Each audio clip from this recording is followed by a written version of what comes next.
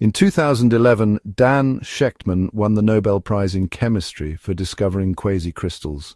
Unlike regular crystals, quasicrystals don't have a repeating pattern. Shechtman made quasicrystals in a lab in 1982, but no one had found them in nature until 2008.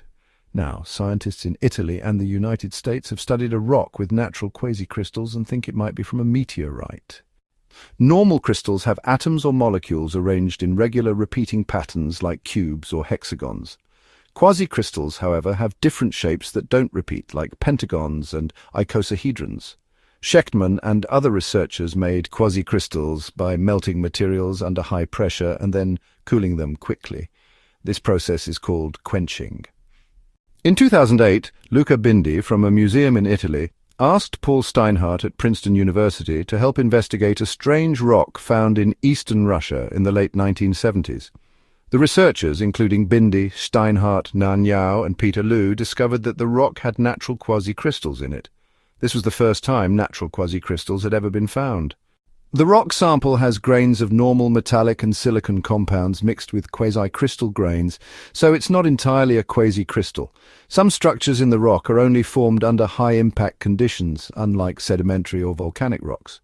One specific structure, called stishovite, is most often found in meteorites. To check if the rock came from space, researchers looked at the ratios of different oxygen isotopes and compared them to the ratios found on Earth. Meteorites have a unique isotope signature compared to similar Earth minerals.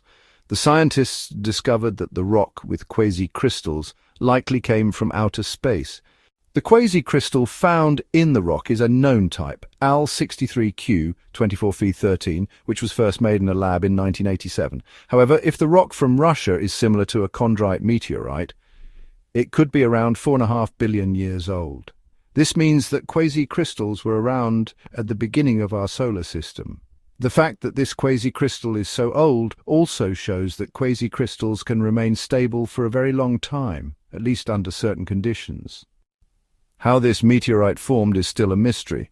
The metallic aluminum in the rock usually forms through very different processes, and it hasn't been found in any other meteorites. This means that while the isotope ratios show the rock came from space, its composition makes it a new and unknown type of meteorite. The researchers think a high-speed impact might have broken this rock off a larger body, and the conditions before and during the collision might have created the unusual mix of metals. However, this is just a guess. What is clear is that this rock has much more to teach us beyond containing the first natural quasicrystals.